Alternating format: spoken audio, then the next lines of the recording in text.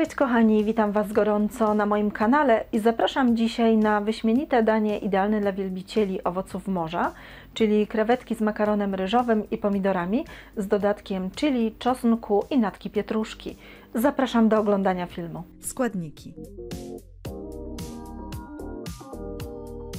Przygotowanie dania rozpoczynamy od pokrojenia ząbków czosnku w cienkie plasterki.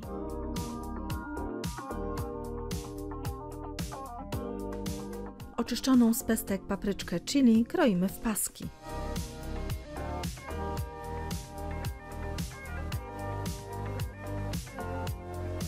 Pomidorki koktajlowe przekrawamy wzdłuż na pół.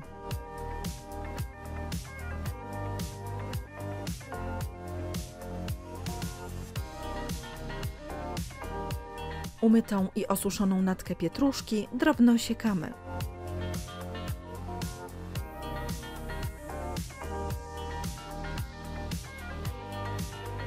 Na patelni z niewielką ilością rozgrzanej oliwy krótko podsmażamy pokrojony czosnek oraz papryczkę chili. Często mieszamy. Następnie dodajemy masło, a gdy się rozpuści, wrzucamy opłukane, osuszone, obrane i oczyszczone krewetki z ogonkami. Rozprowadzamy je równo na patelni i smażymy po około 1–2 minut z każdej strony.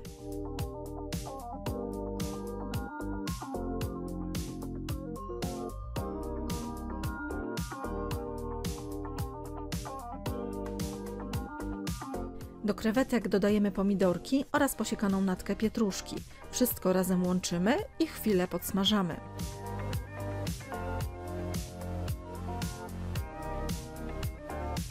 Całość doprawiamy solą. Usmażone krewetki zdejmujemy z ognia. Na końcu dodajemy ugotowany makaron ryżowy i wszystko dokładnie razem łączymy. Tak przygotowane danie od razu podajemy. Po więcej pysznych przepisów zapraszam na mój kanał Smakowite Dania oraz na stronę smakowitedania.com.